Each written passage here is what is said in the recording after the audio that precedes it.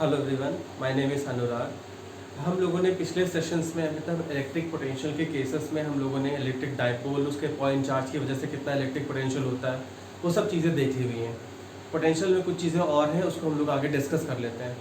सी electric potential थोड़ा सा पहले समझ लो कि पोटेंशियल वो था जिसमें हमने बताया था कि किसी भी चार्ज का जो स्ट्रेंथ होता है वो पोटेंशियल की तरीके से हम उसे निकाल सकते थे।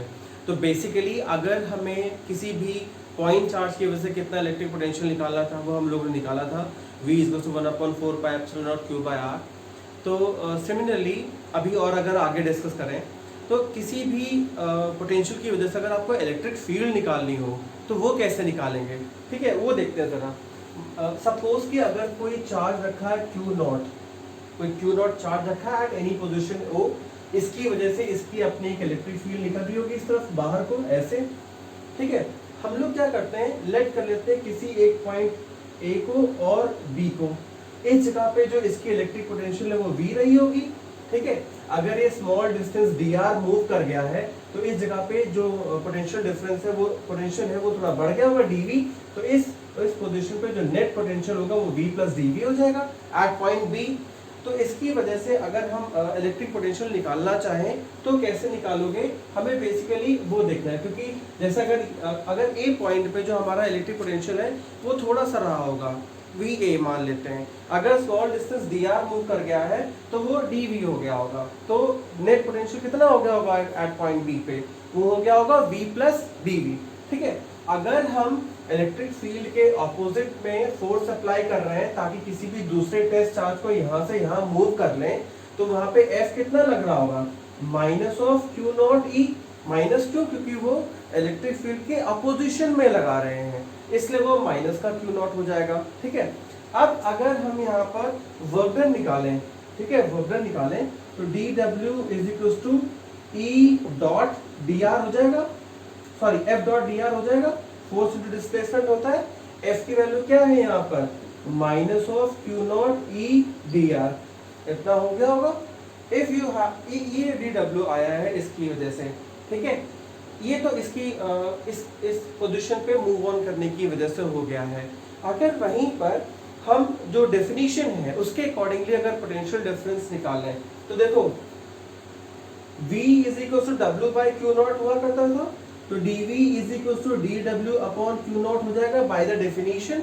तो यहाँ से dW की वैल्यू क्या आ जाएगी, dV × Q0, इतना हो जाएगा।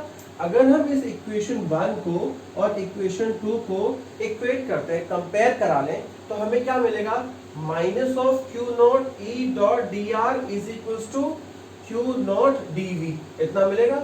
यहाँ से Q0 कैंसिल हो जाएगा। अब हमारे पास E की वैल्यू क्या आएगी, that is -dV/dr. See, this is the electric field which we have been calculated by the electric potential.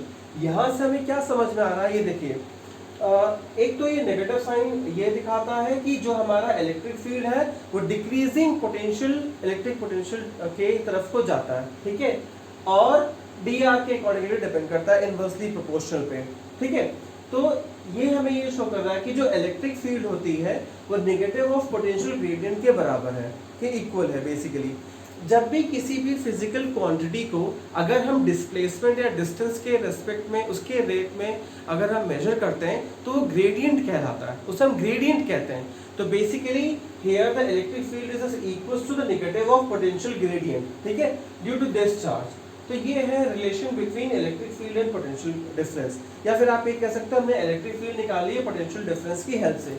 अगर उल्टा करके देख लें, अगर हमें पोटेंशियल निकालना हो इलेक्ट्रिक फील्ड की हेल्प से, अगर हमें ये गिवन हो रिलेशन, फिर यहाँ से अगर आपको इलेक्ट्रिक पोटेंशियल की वैल्यू निकालनी हो तो वो आप कैसे निकालोगे, तो देखो सीधी सी बात है, E = -dV/dr है, अभी हमने इसको डिराइव किया हुआ है, तो यहाँ से dV = -E.dr हो जाएगा। अब हमें क्या करना पड़ेगा, you just have to integrate it, आप इंटीग्रेट कर लीजिए, dV = -E.dr, ये रहा इंटीग्रेशन। अगर हम इसको R1 से लेके R2 तक कर रहे हैं तो रिलेशन V1 से लेके V2 तक हमें इसको पोटेंशियल डिफरेंस को भी इंटीग्रेट करना पड़ेगा। If somehow R1 is infinite distance, हम मान लेते हैं कि हम इनफाइनाइट से इसको लेके आ रहे हैं, तो वहां पे जो हमारा V1 है वो 0 हो जाएगा, ठीक है। तो हमारा जो नया रिलेशन बनेगा वो क्या होगा, दैट वुड बी dv 0 से लेके v तक is equals to infinite to r minus of e dot dr। इसको हम लोग v भी लिख सकते हैं, distance r is equals to infinite से लेके r तक e dot dr। This is the electric potential which we have been calculated or obtained by using the formula of electric field, ठीक है। तो हम फिर से देख लो, हम लोगों ने यहाँ पे क्या किया हुआ है, हम लोगों ने बेसिकली इलेक्ट्रिक फील्ड निकाली हुई है पोटेंशियल डिफरेंस के रिस्पेक्ट में। हमने क्या किया, एक क्यू नॉट चार्ज लिया एट एनी पॉइंट ओ, इसकी वजह से इलेक्ट्रिक फील्ड बाहर को निकल रही होगी। हमने दो एडजेसेंट पॉइंट्स लिए ए एंड बी, अगर ए पे पोटेंशियल डिफरेंस v है तो अगर हम इसे इस तरफ को मूव कराएंगे विद स्मॉल डिस्टेंस dr तो dv पोटेंशियल डिफरेंस इंक्रीज किया होगा। तो इस पोजीशन पे जो नेट पोटेंशियल वो कितना है, वो v प्लस dv है। अब हमने क्या किया है, whatever the force which is being applied in the opposition of electric field it would be f equals to minus of q naught e। ये माइनस ही साइन है वो जो इंडिकेट कर रहा है कि हम इलेक्ट्रिक फील्ड के अपोजिशन में जा रहे हैं, ठीक है। अब हमें वर्क डन निकालना है, वर्क डन का फॉर्मूला होता है F into ds या F into dr, हमने वही लिखा हुआ है। dw स्मॉल अगर वर्क डन है तो स्मॉल डिस्प्लेसमेंट के लिए हो रहा था, तो हम लोगों ने इसको minus of q naught e dr लिख लिया है। तो यहाँ से हमारा ये एक रिलेशन आया, दिस इज dw, ठीक है। अगर हम यहाँ पर according to definition of potential difference the rate work done upon charge, अगर हम वो देखें तो dv इज तो dw अपॉन q नॉट हो जाएगा। तो यहाँ से dw की वैल्यू निकालेंगे तो by the cross multiplication dv into q naught हो गया। Now by just comparing this first and second relation, ये q naught gets cancelled out and e is equal to minus of dv by dr। आप ये कह सकते हो कि जो इलेक्ट्रिक फील्ड होती है वो प्रोपोर्शनल होती है नेगेटिव ऑफ पोटेंशियल ग्रेडियंट के, ठीक है। अगर हमें इसी रिलेशन को लेकर के वापस से पोटेंशियल डिफरेंस निकालना हो तो वो कैसे निकालेंगे, उसके लिए हमने क्या किया है, सेम एज वही रिलेशन लिखा हुआ है। उसके बाद हमने यहाँ पे क्रॉस मल्टीप्लिकेशन कराया हुआ है, डिफरेंशियल फॉर्म में था, हमने इसको इंटीग्रेट कर दिया हुआ है r1 से लेके r2 तक, तो वहीं पर पोटेंशियल डिफरेंस v1 से लेके v2 तक हो जाएगा। अगर somehow if the charge, the point test charge was being just taken from the infinite distance, तो अगर r1 इनफाइनाइट हो जाएगा तो v1 की वैल्यू तो 0 हो गई होगी, तो इनफाइनाइट से लेके r तक e डॉट dr, तो यहाँ पे 0 से लेके v तक हो जाएगा। अब इसको हमने इंटीग्रेट कर लिया होगा, v आ गया होगा, दैट इज इनफाइनाइट से लेके r तक e डॉट dr, ये इसका रिलेशन आता है पोटेंशियल डिफरेंस के केस में, ओके। इसके बाद नेक्स्ट अभी देखते हैं, अगर किसी भी पॉइंट चार्ज की वजह से अगर पोटेंशियल एनर्जी निकालनी हो, है ना, तो वो कैसे निकालेंगे उसको देख लेते हैं एक बार। जैसे अगर कोई पॉइंट चार्ज रखा होगा किसी पोजीशन पे, ठीक है, उसकी वजह से हमें क्या करना है, पोटेंशियल डिफरेंस निकालना है। तो वो कैसे निकालते हैं, see that is just as like कि अगर कोई भी पॉइंट चार्ज Q रखा हो, ठीक है, Q1 मान लेते हैं, अगर Q1 कोई चार्ज रखा होगा, अगर उसकी वजह से सी दिस इज Q1, अगर यहाँ पे Q1 रखा है तो इसकी वजह से किसी पॉइंट P पर, है ना, इसका वर्क डन निकालना हो, तो अभी इसके पास में कोई दूसरा तो चार्ज है नहीं, दूसरा चार्ज नहीं, दूसरा फोर्स एक्सपीरियंस नहीं हो रहा होगा, तो वर्क डन कितना हो रहा होगा, 0, ठीक है।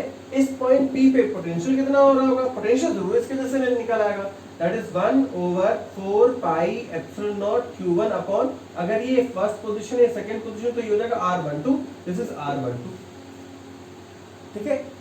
अगर आप किसी दूसरे चार्ज Q2 को इनफाइनाइट से यहाँ पे लेके आए हो P पोजीशन पे, तो वहां पे उसको वर्क डन करना पड़ेगा नहीं पड़ेगा, that would be just equals to F into dr, ऐसा ये करना पड़ेगा।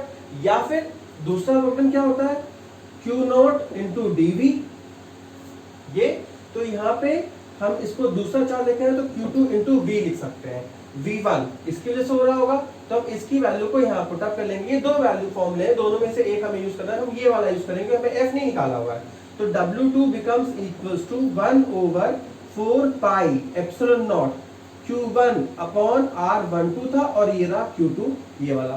तो this is the work done. अगर हमें नेट पोटेंशियल एनर्जी निकालनी है इस पोजीशन पे, तो वो हम कैसे निकालेंगे, U is equal to W1 plus of W2। अब W1 तो हमारा 0 था, W2 हम निकाल चुके, तो U becomes equals to 1/4 pi epsilon naught Q1 Q2 by R12। This is the potential energy due to this point charge at that point. ठीक है, अच्छा ये तो था दो पॉइंट चार्जेस के बीच की पोटेंशियल एनर्जी। अगर 2 से 3 हो जाए तब क्या करोगे?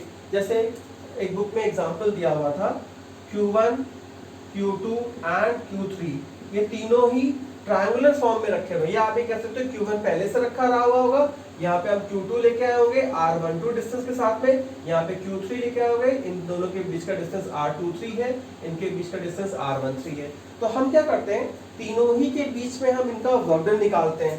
That is W1 is equal to, इनके बीच का निकाल लेते हैं 1/4 pi epsilon naught Q1 Q2 upon R12, इन दोनों के बीच का निकाल लेते हैं W2 is equal to 1/4 pi epsilon naught Q2 Q3 upon R23 and इन दोनों के बीच का निकाल लेते हैं W3 is equal to 1/4 pi epsilon naught Q1 Q3 upon 13।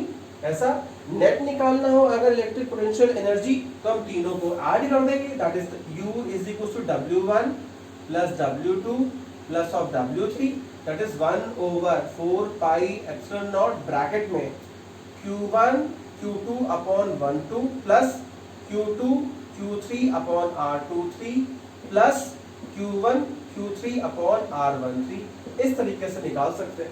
अगर एक साथ लिखना हो सिग्मा लगा करके तो आप वो भी लिख सकते हो, U is equal to 1/4 pi epsilon naught sigma of QI QJ upon RIJ, और I और J की जो वैल्यू है आप उसे अपने अकॉर्डिंगली रख सकते हो, मतलब I J की वैल्यू हम लोग पुट अप कर लेंगे। तो basically in this way you could calculate the electric potential energy due to 3 point charges, या आप किसी भी 3 system of point charges की हेल्प से भी आप उसकी इलेक्ट्रिक पोटेंशियल एनर्जी निकाल सकते हो। ठीक है, तो इस तरीके से हमने इसकी इलेक्ट्रिक पोटेंशियल निकाली है। फिर से देख लो एक बार, इस पॉइंट पे इसकी वजह से कोई वर्क डन नहीं था क्योंकि यहाँ जब तक ये अकेला था कोई दूसरा चार्ज नहीं था, तो no work was been done. तो लेकिन इसका इलेक्ट्रिक पोटेंशियल निकाला हुआ है 1/4 pi epsilon naught Q1 upon R12 करके। ठीक है, अब वहीं पर जब हम दूसरा चार्ज लेके आए तो उसका W2 Q0 dV वाला फॉर्मूला लगा करके हम यहाँ पर Q2 into V1 रख करके उसकी वैल्यू पुट अप कर दी है। तो इस तरीके से आप जब नेट निकालोगे तो W1 प्लस W2 कर दोगे, you will get this value. This is the electric potential energy due to 2 point charges. वहीं पर अगर आपको 3 चार्जेस की हेल्प से ऐसा करना हो तो हम इसको इस तरीके से कर सकते थे। ठीक है, तो this was electric potential energy due to this. इसके बाद अगर कोई डाइपोल वाला केस हो, मैंने आपको डाइपोल वाले केसेस में इलेक्ट्रिक पोटेंशियल निकालना बताया हुआ है, लेकिन उसमें हम लोगों ने उसकी इलेक्ट्रिक पोटेंशियल एनर्जी नहीं निकाली है ना, उसकी एनर्जी भी निकाल के देख लेते हैं एक बार किस तरीके से वो बिहेव करता है। जैसे अगर किसी यूनिफॉर्म इलेक्ट्रिक फील्ड में हमने क्या किया हुआ है, कोई भी एक इलेक्ट्रिक पोटेंशियल, कोई भी एक इलेक्ट्रिक डाइपोल रखा हुआ है। See if this is an uniform electric field, हमने इस तरीके से रखी हुई है। ठीक है, हमने क्या किया, यहाँ पर एक इलेक्ट्रिक डाइपोल प्लेस किया है, माइनस ऑफ क्यू और plus of Q. Electric field इस तरफ को जा रही है, तो ऑब्वियसली इस पे जो फोर्स लगेगा प्लस का क्यू इस तरफ लगेगा, इस पे जो फोर्स लगेगा वो माइनस ऑफ क्यू इस तरफ को लगेगा, और इनके बीच का perpendicular distance 2a sin theta ये था। ठीक है, तो वहां पर हमें बहुत अच्छे से याद है, हम लोग ये पहले एक बार देख चुके हैं।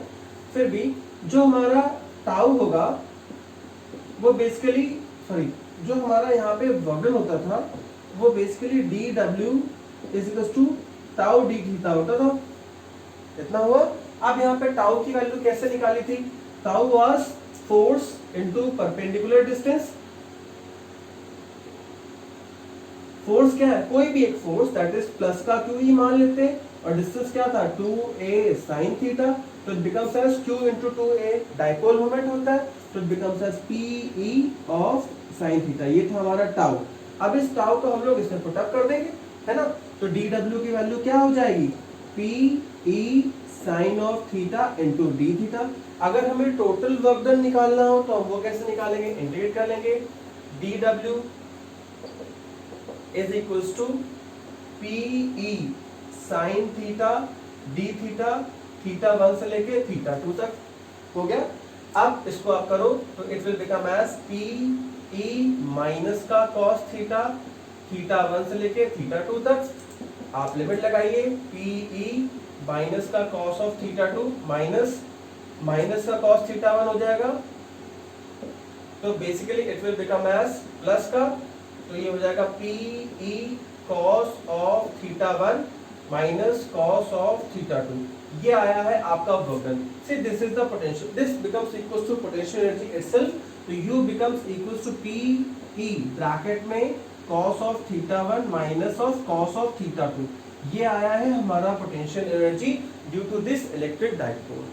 ठीक है, फिर से देख लीजिए एक बार, हमारे पास जब भी हम कभी एनर्जी निकालते हैं ना, तो हम वर्क डन निकालते हैं, क्यों? क्योंकि वर्क डन हमारा एनर्जी के इक्विवेलेंट होता है। आपको बहुत पहले से बताया गया होगा कि वर्क डन हो, फिर चाहे काइनेटिक एनर्जी हो, चाहे पोटेंशियल एनर्जी हो, पोटेंशियल एनर्जी हो, अगर आपको कहीं पर भी एनर्जी निकालना हो तो हम बेसिकली वर्क डन निकालते हैं, and it is just equal to the potential energy itself here. तो हम लोग वहाँ पे dw निकाल रहे हैं, dw का फॉर्मूला होता था tau d theta, tau is equal to force into perpendicular distance, force is QE, कोई भी एक फोर्स QE ले लो या माइनस QE लो, हमें मैग्नीट्यूड से मतलब है, तो हमने QE रखा हुआ है। Perpendicular distance is 2a sin theta, तो it is 2a sin theta. Q into 2a P होता है, तो it becomes as PE sin theta. हमने इस टाउ की वैल्यू को यहाँ पुट अप कर दिया, it becomes as PE sin theta d theta. Integrate कर दिया थीटा 1 से थीटा 2 तक, minus of cos theta, values put up कर दी हैं, now it is PE cos theta 1 minus cos theta 2। ठीक है, अगर यहाँ पर हम क्या करें कि एनी हाउ थीटा 1 की वैल्यू को 90 डिग्रीज कर दें, ठीक है, तो ये हो जाएगा, इट बिकम 0, ये हो जाएगा u is equal to minus of PE cos of theta. ठीक है, ये फॉर्मूला आ गया, या फिर आप इसको वेक्टर फॉर्म में minus of P dot E भी लिख सकते हो। ठीक है, अब ऐसे केसेस देखिए, if theta becomes equal to from here 0 degrees, तो u की वैल्यू आएगी माइनस ऑफ P, ये मिनिमम एनर्जी होती है इस टाइम पे, तो इस टाइम पे हम इसे कहते हैं पोटेंशियल विद स्टेबल इक्विलिब्रियम। ठीक है, अगर यहाँ पर थीटा की वैल्यू को 90 डिग्रीज कर दें तो u बिकम्स इक्वल टू 0, तो यहाँ पे हम कहेंगे पोटेंशियल विद 0 एनर्जी। ठीक है, and if it becomes theta is equal to 180 degrees, उस केस में ये हो जाएगा minus of PE cos of 180, इसकी value -1, it becomes as plus का PE, मैक्सिमम एनर्जी इसके पास में इस टाइम पे होगी, और ये अनस्टेबल केस में आता है, तो it becomes as potential with unstable equilibrium. ठीक है, तो ये है डाइपोल केसेस, पोटेंशियल एनर्जी और उसके केसेस। ठीक है, इसके बाद देखिए एक छोटी सी चीज और है पोटेंशियल के केस में, उसको भी समझ लेते हैं। उसको हम लोग कहते हैं, अगर बाय चांस किसी भी सरफेस पे, जैसे कंडक्टर हुआ, कंडक्टर के केस में अगर हम चार्ज डिस्ट्रीब्यूट करते हैं या चार्ज डाल दें, तो what happens, the charge becomes distributed all of the surface uniformly. हम लोगों ने ये समझा हुआ है अभी तक। तो अगर ऐसा हो कि आपने क्या किया, किसी भी सरफेस पे आपने चार्ज डाला, ठीक है, और वो यूनिफॉर्मली डिस्ट्रीब्यूटेड हो गया। यूनिफॉर्मली डिस्ट्रीब्यूटेड होने का मतलब है, जैसे ये कोई सरफेस है, यहाँ पे आपने चार्ज डाला, मेटालिक सरफेस होगी, पूरा का पूरा सरफेस पे चार्ज यूनिफॉर्मली डिस्ट्रीब्यूटेड हो गया। अगर यूनिफॉर्मली डिस्ट्रीब्यूटेड हो गया होगा तो हर जगह इसका पोटेंशियल भी सेम हो गया होगा। क्यों? क्योंकि यहाँ पे भी प्लस उतना ही चार्ज होगा, यहाँ पे भी उतना ही, सरफेस चार्ज डेंसिटी बराबर हो गई होगी। तो बेसिकली ऐसे सरफेसेस जहाँ पे सारे पॉइंट्स पे, जितने भी उसके सारे पॉइंट्स हैं, अगर उन सारे ही पॉइंट्स पर पोटेंशियल इक्वल हो जाए तो इस टाइप के सरफेस को कहते हैं इक्विपोटेंशियल सरफेस।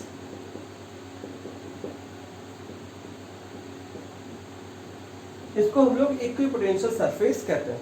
ठीक है, फिर समझ लो कि जितने भी सारे हर वो ऐसा सरफेस जिसके हर पॉइंट पे सारा का सारा पोटेंशियल इक्वल हो, हर, चाहे यहाँ निकाल लो, चाहे इस जगह पे निकाल लीजिए, चाहे इस यहाँ पे निकालिए, किसी भी पॉइंट पे अगर हम पोटेंशियल इक्वल दिखा रहे हैं तो it means that it would be a type of equipotential surface. It means that the potential at every point on that type of surface, on that surface should be equal.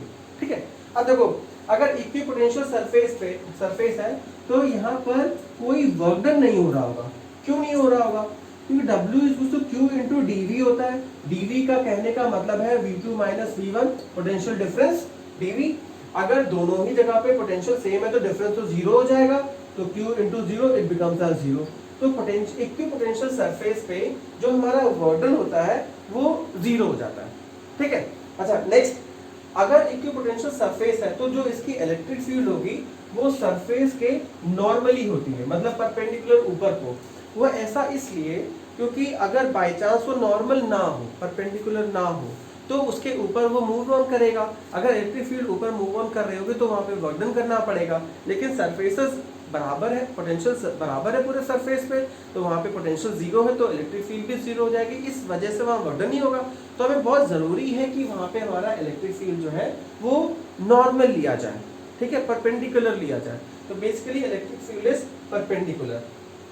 Okay, जिस एक और चीज होती है, हमने formula पढ़ा E is equal to minus of dV upon dr, या फिर आप कह सकते हो E इज 1 अपॉन dr। इसका कहने का मतलब ये होता है कि जिस जगह पर भी इलेक्ट्रिक फील्ड स्ट्रॉन्ग है वहां, इसको उल्टा भी कर सकते हो, dr is proportional to 1 upon E। जिस भी जगह पे इलेक्ट्रिक फील्ड स्ट्रॉन्ग है या जिस जगह पे पोटेंशियल पास है, वहां जिस जगह पे इलेक्ट्रिक फील्ड स्ट्रॉन्ग होगी वहां पे इलेक्ट्रिक पोटेंशियल सरफेसेस पास होगी, और जिस जगह पे इलेक्ट्रिक फील्ड वीक होगी वहां पे इलेक्ट्रिक पोटेंशियल सरफेसेस दूर होंगे। देखो कैसे, अगर इसकी वैल्यू बढ़ा दोगे तो dr कम हो जाएगा, dr इज डिस्टेंस बेसिकली, इसका मतलब इक्विपोटेंशियल सरफेसेस की डिस्टेंस कम हो जाएगी। अगर इसकी वैल्यू कम कर दोगे इसकी वैल्यू बढ़ जाएगी, इसका मतलब इक्विपोटेंशियल सरफेसेस दूर हो जाएंगे, डिस्टेंस बढ़ गई। कोई भी दो इक्विपोटेंशियल सरफेसेस आपस में इंटरसेक्ट नहीं करते क्योंकि उनकी वैल्यूज डिफर कर जाती हैं, फिर अगर इंटरसेक्ट कर जाएंगे तो, ठीक है। तो this is all about equipotential surfaces. यहाँ पे जब न्यूमेरिकल होता है तब थोड़ा ध्यान देना पड़ता है कि अगर इक्विपोटेंशियल सरफेस है तो वहाँ पे वर्क डन जीरो होगा, तो उस जगह पे अगर इलेक्ट्रिक पोटेंशियल निकालने के लिए बोला गया हो या इलेक्ट्रिक फील्ड निकालने के लिए बोली गई हो तो हम उसको किस तरीके से निकालेंगे कि उस जगह पे वर्क ऑन करता है, तो वहाँ पे हमें थोड़ा सा उसको देखना पड़ता है। इसके बाद एक छोटी सी चीज और है, अगर किसी भी इलेक्ट्रिक फील्ड में किसी भी कंडक्टर को रखा जा रहा है तो वो किस तरीके से बिहेव करेगा वो देखिए।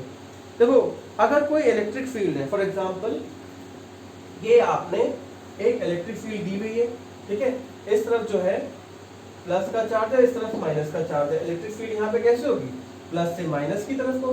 हमने क्या किया, बीच में कंडक्टर रख दिया ऐसा, तो अब क्या हो रहा होगा, यहाँ पे प्लस है तो इस जगह पे सारा का सारा माइनस चार्ज आ जाएगा और इस जगह पे सब का सब प्लस चार्ज आ जाएगा।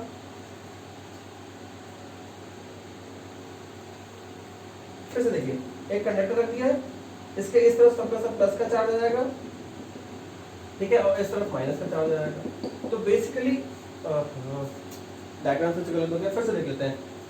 बेसिकली अगर यहाँ पे प्लस का चार्ज होगा तो यहाँ माइनस का आ जाएगा, ठीक है, यहाँ प्लस का आ जाएगा। अब देखो, अगर ऐसा हो तो इस यहाँ पर इलेक्ट्रिक फील्ड इस तरफ को हो जाएगी। अच्छा, एक चीज नोटिस कीजिए, जितना भी चार्जेस है वो सरफेस पे होता है, तो अगर ऐसा हो कि आपने किसी भी कंडक्टर को इलेक्ट्रिक फील्ड में रख दिया है तो वहां पे क्या होगा कि उसके सेंटर पे जो इलेक्ट्रिक फील्ड है वो जीरो हो जाती है और जो इलेक्ट्रिक फील्ड होती है वो उसके सरफेसेस पे आ जाती है। और जो इलेक्ट्रिक फील्ड सरफेस पे अगर आ गई तो it becomes normal to the surface, क्योंकि चार्जेस के बाद अगर जैसे भी चार्जेस होंगे जो इलेक्ट्रिक फील्ड होगी या तो पॉजिटिव से बाहर जा रही होगी या नेगेटिव की अंदर को आ रही होगी, तो वहां पे जो है नॉर्मल जो इलेक्ट्रिक फील्ड होती है सरफेस पे नॉर्मल जाती है। जितना भी चार्ज होता है वो सरफेस पे यूनिफॉर्मली डिस्ट्रीब्यूट हो जाता है, कहने का मतलब सरफेस जो है वो इक्विपोटेंशियल हो जाता है, ठीक है, सरफेस जो है वो इक्विपोटेंशियल हो जाता है क्योंकि वहां पर सारा का सारा चार्ज यूनिफॉर्मली डिस्ट्रीब्यूटेड हो जाता है। हाँ, और अगर बाय चांस कोई भी एक हॉलो कंडक्टर हो, अगर आपने क्या किया है, कोई हॉलो कंडक्टर ले लिया इस टाइप का, तो इसकी कैविटी में जो इलेक्ट्रिक फील्ड होती है वो जीरो हो जाती है क्योंकि सारा का सारा चार्ज होता है वो तो सरफेस पे चला जाता है, इलेक्ट्रिक फील्ड बाहर को हो जाती है, तो उसकी कैविटी में जो इलेक्ट्रिक फील्ड हो जाती है जीरो हो जाती है, ठीक है। इसी फिनोमिना को लेते हुए एक टर्म होता है, उसे हम कहते हैं इलेक्ट्रोस्टैटिक शील्डिंग। इलेक्ट्रोस्टैटिक शील्डिंग कहने का मतलब है कि ऐसे रीजन को कंस्ट्रक्ट करना जहां पर इलेक्ट्रिक फील्ड जीरो हो, जहां पे वैनिश हो जाए, खत्म ही हो जाए, तो ऐसी रीजन को हम लोग उसको कहते हैं इलेक्ट्रोस्टैटिक शील्डिंग करना, शील्ड करना।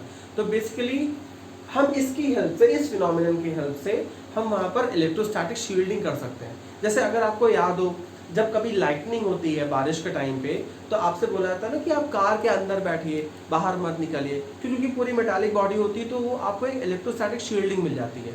या पता है कभी कभी सर्किट्स में कुछ कंपोनेंट्स होते हैं, उनको प्रोटेक्ट करने के लिए उनके बाहर एक मेटालिक लेयर लगाई जाती है ताकि अगर एक्स्ट्रा चार्ज कुछ आ रहा हो तो उसके थ्रू वो ग्राउंडेड हो जाए। तो बेसिकली इलेक्ट्रोस्टैटिक शील्डिंग इसी की हेल्प से करते हैं कि अगर जो भी कैविटी हो कंडक्टर के अंदर उसमें जो इलेक्ट्रिक फील्ड होती है वो जीरो हो जाती है। तो दीज आर समथिंग डिफरेंट। इसी को देखते हुए कंडक्टर्स और इंसुलेटर्स को भी डिफाइन किया गया। वैसे कंडक्टर्स एंड इंसुलेटर्स आपको पहले जैसे बताया गया था वही होता है, those materials which let the charges to flow through them are called as conductors. जो नहीं फ्लो करने देते वो इंसुलेटर्स होते हैं। तो same as defined by in case of electric field also. तो इतना ही है पोटेंशियल के केस में। इसके बाद अब कैपेसिटेंस शुरू होगा, तो वो हम लोग नेक्स्ट सेशन में डिस्कस कर लेंगे। तो हम लोगों ने पोटेंशियल का पूरा केस देख लिया। तो basically electric charges and field में हम लोग सेकेंड चैप्टर में गो थ्रू कर रहे हैं, it is electrostatic potential and capacitance, जिसमें से आज हम लोगों ने इलेक्ट्रिक पोटेंशियल वाला केस ही पूरा कर लिया। अब कैपेसिटेंस वाला केस बचा हुआ है, we will discuss in the later on. Please do subscribe and like the videos. अगर आपको कुछ पूछना है तो आप प्लीज़ पूछिए, सब्सक्राइब इसलिए कीजिए ताकि अगली बार जब वीडियो आए तो आपको पता चल सके, ठीक है। And if you do have any questions do ask in the comment box, I will just answer it. Thank you.